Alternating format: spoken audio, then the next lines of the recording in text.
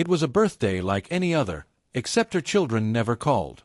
But the surprise she had in store for them left the entire family stunned. Helen Carter awoke on her 75th birthday to the sound of birdsong and the gentle sway of June sunlight through the curtains. She sat up slowly, stretching her arms, feeling the soft ache in her joints, a familiar companion in recent years. Arthur, her late husband, had always greeted her with breakfast in bed, a card tucked under her teacup, and a bouquet picked fresh from the garden. Those mornings lingered in her memory like the scent of lilacs drifting through an open window. She rose, wrapped herself in her favorite blue robe, and shuffled to the kitchen. The house was silent, except for the creak of floorboards and the bubbling of the coffee pot. Helen prepared her breakfast, 2 eggs, toast, and marmalade, and set a single place at the table. She checked her phone, then her email, searching for a message, a call, anything from her 3 children. Nothing. No pings, no cheerful texts, no emojis, not even a belated happy birthday reminder from her son's busy wife. Helen's neighbor, Mrs. Patel, phoned mid-morning to chat and wish her a happy birthday.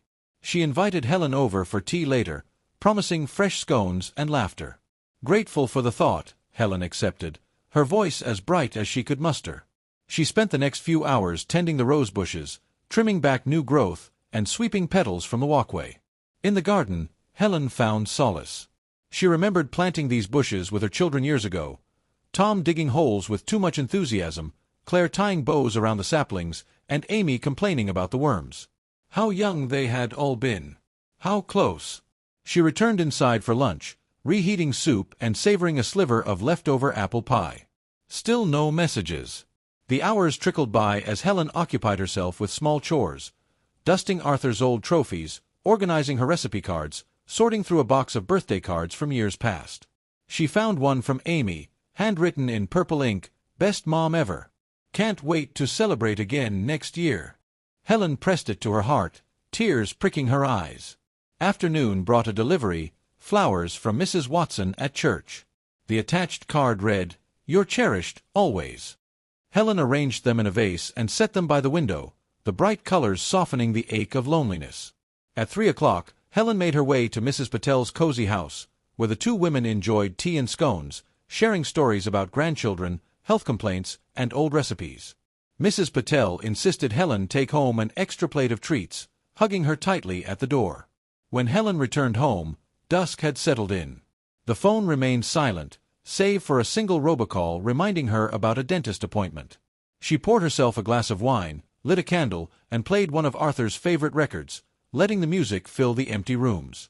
As she sat in the glow of lamplight, Helen tried to convince herself it didn't matter. After all, the children had their own lives, their own families, their own obligations. Still, a silent wish pulsed in her chest, that one of them would remember, would call, would say, "We love you, Mom."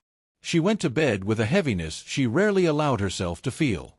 Before turning out the light, Helen stared at the ceiling, remembering birthdays past, homemade cakes, paper crowns, laughter echoing late into the night. But tonight, there was only silence. Only the soft, stubborn hope that tomorrow might bring something different. Helen woke the next morning to the familiar comfort of sunlit sheets, the memory of yesterday's loneliness still echoing softly in her chest. As she dressed, she rehearsed the rationalizations she always told herself. They're busy. Time zones. Life moves fast. She brewed her coffee, stood at the kitchen window, and watched a pair of finches tussle over seeds at the feeder. She checked her phone again. The screen was blank, except for a message from the pharmacy reminding her to pick up her blood pressure pills. She scrolled through her old text messages. Tom's last note had been sent weeks ago, a curt, "We'll call soon." Claire had forwarded a photo of her youngest at a soccer game with no accompanying words. Amy's last message was for Mother's Day, a generic card and a heart emoji. The absence of acknowledgement felt sharper now that her birthday had passed unnoticed. Trying to push away disappointment, Helen called the pharmacy and then, on a whim, dialed Claire. The call went to voicemail. She left a message, upbeat, as if nothing was amiss. "Hi darling, just checking in, hope you're all well. Let's catch up soon." She hung up, the sound of her own cheerful tone making her wince. Determined not to wallow, Helen decided to get out of the house. She pulled on her cardigan and walked to the post office to send a letter to her sister in Maine. She lingered in the stationery aisle, choosing a card with sunflowers and a hopeful message inside.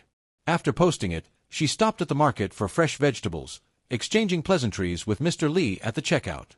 On her way home, Mrs. Patel waved her over the hedge, pressing a slice of lemon cake into her hand and insisting she stop by later in the week. Back at home, Helen sorted laundry, pausing over a stack of towels embroidered with her children's initials: Tom's deep blue, Claire's green, Amy's pink. She folded them slowly, each one a small reminder of birthdays past, when the house had brimmed with noise and careless love.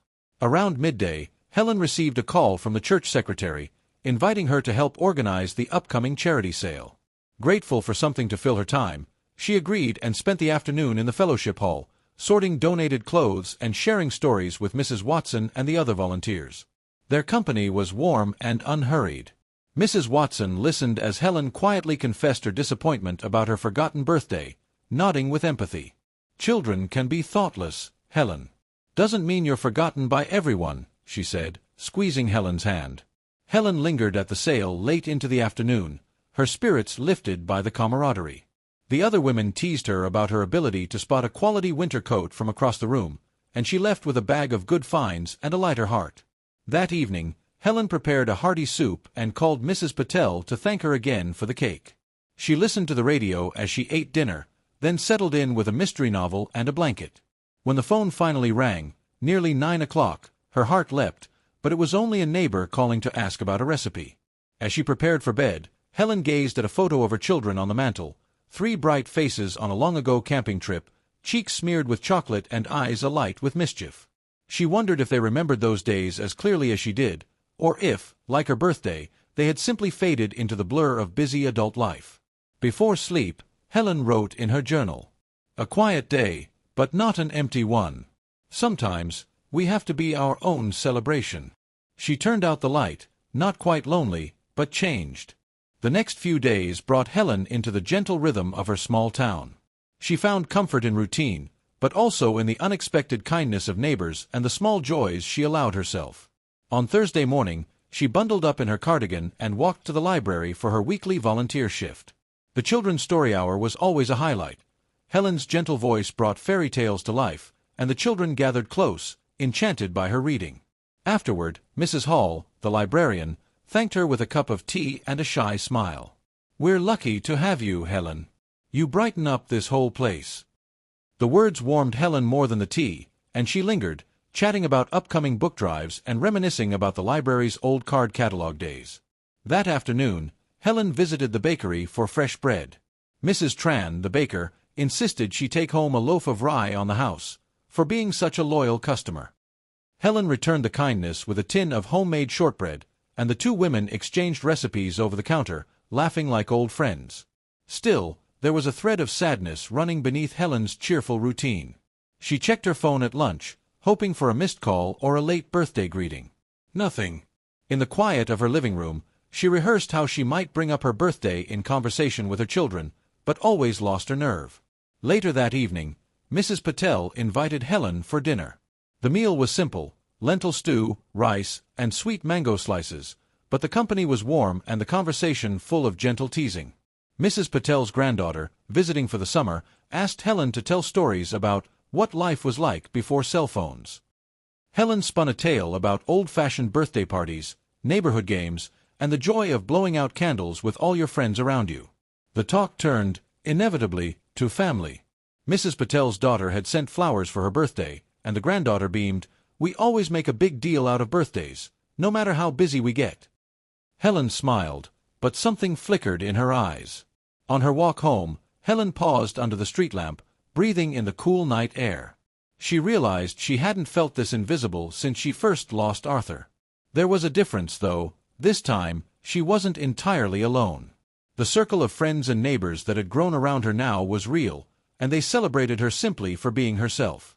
At home, Helen decided to call Amy one more time. The call went to voicemail again.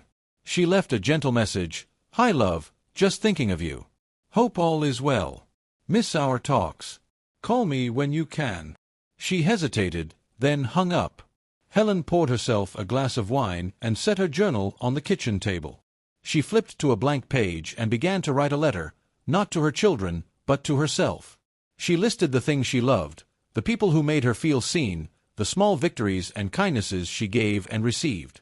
As the clock chimed 10, Helen set aside her pen and whispered a birthday wish for herself, a wish for courage, for joy, for the strength to honor her own worth even if others failed to notice. She climbed into bed, feeling both the ache of absence and the comfort of self-respect, wrapped tightly around her like a well-loved quilt.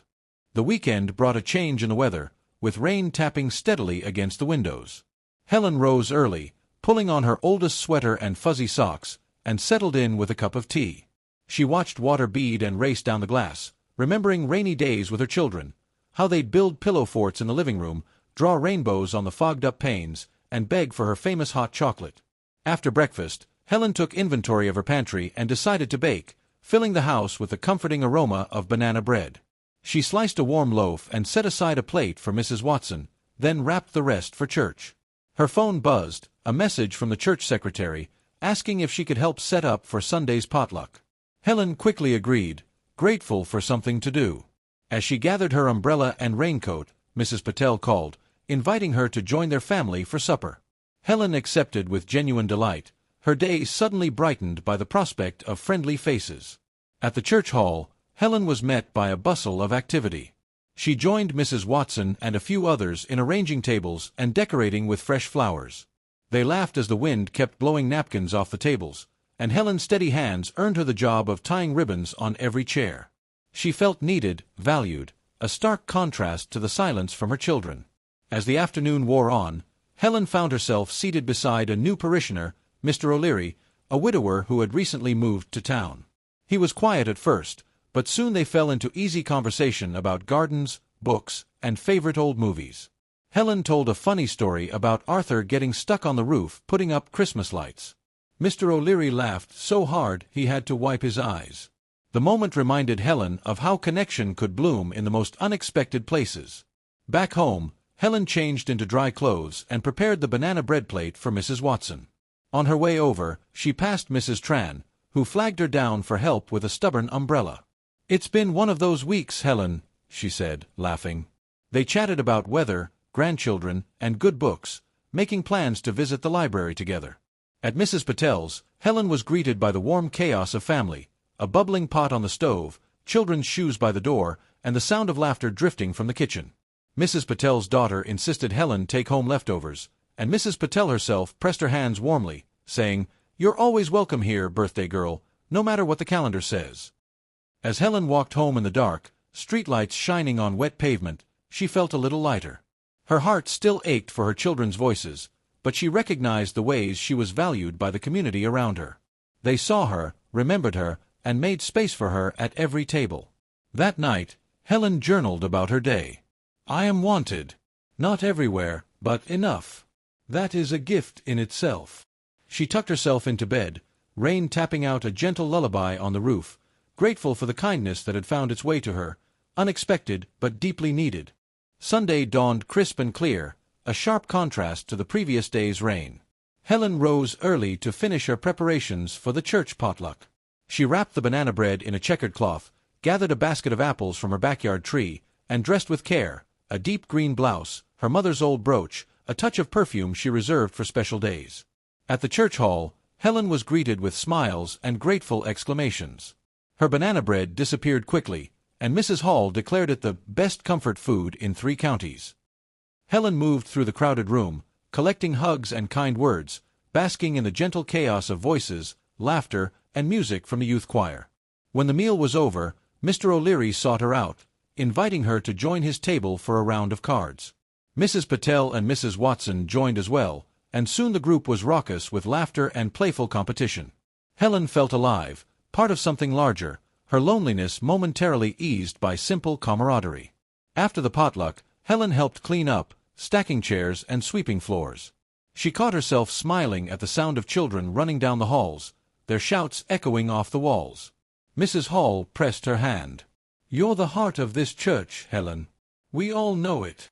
Back at home, Helen took a long walk through her garden, enjoying the golden slant of late afternoon sunlight. She gathered roses and arranged them in a vase, then brewed herself a cup of chamomile tea and sat down with her journal. She wrote about the laughter at the potluck, the warmth of old friends, and the easy way new connections blossomed, like her newfound friendship with Mr. O'Leary. But as the sun set and the house grew quiet, the ache of her children's silence returned. She checked her phone one more time. Still nothing. She considered calling again, but a wave of sadness, and then determination, washed over her. Helen moved to her desk and opened her file drawer. She pulled out her will, the legal document she had updated years ago after Arthur's passing. She read through its careful language, the allocations for her children, the gifts for each grandchild. She remembered how she divided things fairly, trusting her children would always be there, would always care. Tonight, something inside her shifted. Helen wasn't angry. She was simply awake to the truth. The people who showed up for her weren't always the ones who shared her blood. Sometimes, the deepest bonds were forged over banana bread and laughter in a church basement. Helen closed the file, leaving it on her desk. She sat back, feeling the weight of possibilities settle over her. She was still here. She still had choices. Before bed, Helen called Mrs. Watson to thank her again for the help at church. "I'm so lucky to have you," Helen said, her voice warm. Mrs. Watson laughed. "We're lucky to have each other, Helen. Don't you forget it." Helen hung up, wrapped herself in a quilt, and sat by her window, watching the moonlight spill across the garden. She felt both full and empty, the ache of absence softened by gratitude for what, and who, remained.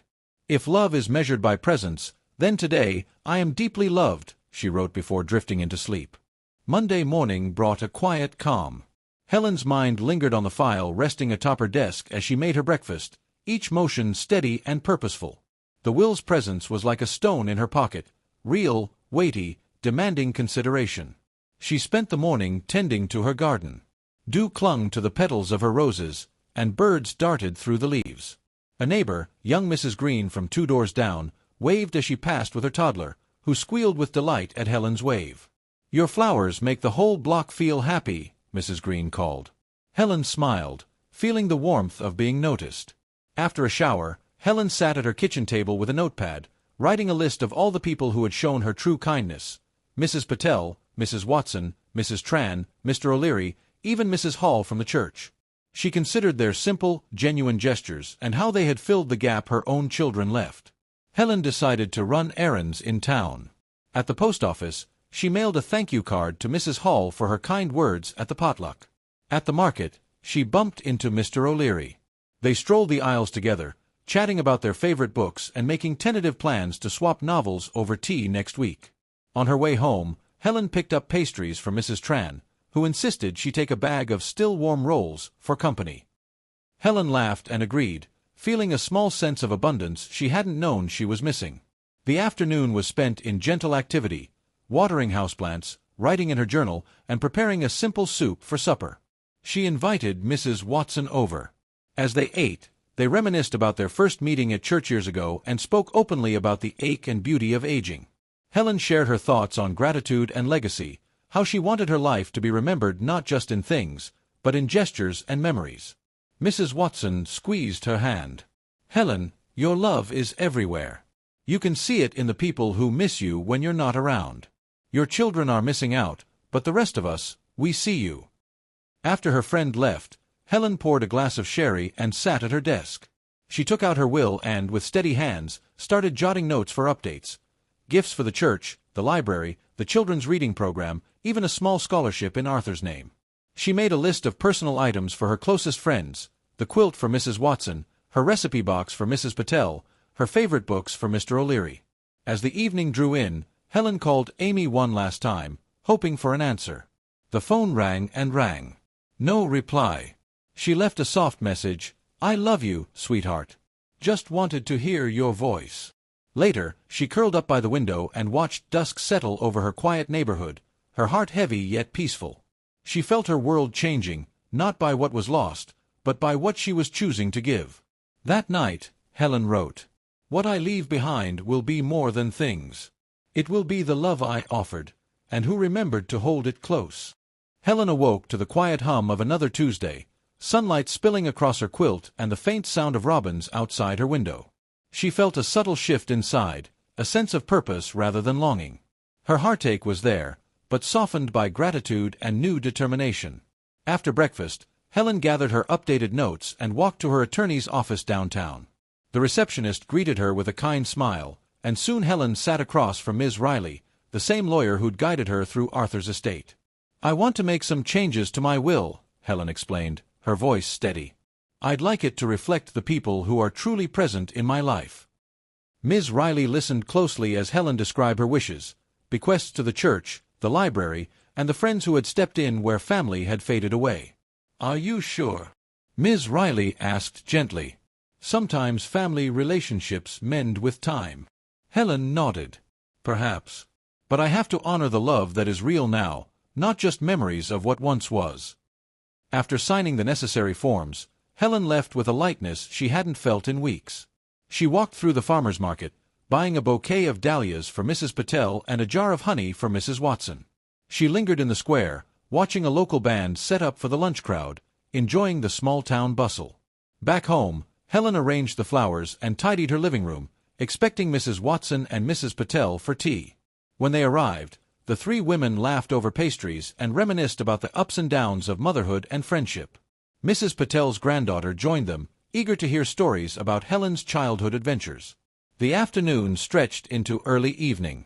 Mr. O'Leary stopped by with a mystery novel for Helen, which prompted an impromptu book club discussion over slices of banana bread.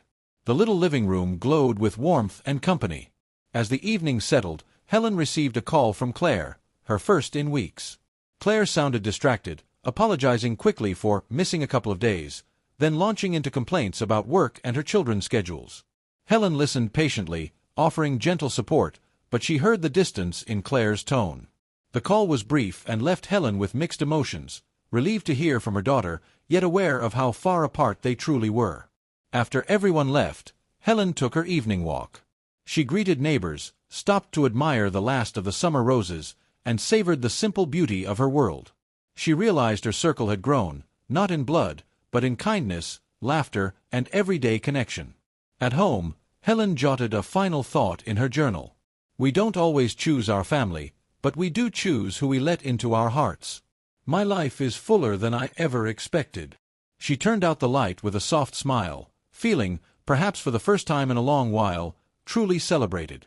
A week after her birthday, Helen's house was once again filled with the comforting sounds of life, the whir of the kettle, the tap of footsteps in the hall, and, today, a chorus of laughter drifting from the kitchen. Mrs. Patel and Mrs. Watson had orchestrated a surprise tea party in Helen's honor, insisting it's never too late to celebrate a friend. Helen walked in to find her kitchen decorated with paper flowers and a hand-lettered sign, "Happy Birthday, Helen." There were homemade samosas, lemon tarts, and a plate of Mrs. Tran's famous almond cookies. Even Mr. O'Leary arrived, carrying a bouquet of dahlias and a dog-eared mystery novel. The room glowed with warmth and affection. As tea was poured and stories were shared, Helen realized just how deeply these people cared for her, not out of obligation, but because she mattered in their lives. There was no pretense, no guilt, just genuine gratitude for the bonds they'd built. Midway through the party, Mrs. Watson tapped a spoon to her teacup. "Helen, you've made this town kinder. You're always there for everyone. Now let us be here for you." The friends toasted her, and Helen, moved beyond words, felt her heart swell with both joy and bittersweet gratitude. After the party, Helen tidied the kitchen alongside Mrs. Patel. As they washed dishes and recounted the day's jokes, Helen shared her decision to update her will, not out of spite, but out of love. She explained how she wanted her legacy to honor the people and places that had held her up when she needed it most. Mrs. Patel squeezed her hand, eyes bright with understanding. "That is the truest gift you can give." That evening, as dusk settled and Helen walked Mrs. Watson to her car, she spotted Tom's number flashing on her phone. For a brief second, her heart jumped. Tom left a voicemail, busy, apologetic, promising to make it up to her soon. Helen smiled gently at the empty words, recognizing that what truly mattered was already with her. She sat at her desk and reviewed her new will, the lines reflecting a story of chosen family, of gratitude for real presence. She wrote a short letter to each beneficiary, sharing memories and wishes, wanting them to know how deeply they had shaped her days. Before bed, Helen stepped outside, breathing in the cool night air, the world quiet but not lonely. She looked up at the stars and whispered a thank you, to Arthur, to her friends, and to herself for learning that self-worth does not fade with neglect. Helen ended her night with a line in her journal. Birthdays come and go. Love, all shown and shared, lasts forever. And as she turned out the light, Helen knew she had not been forgotten at all.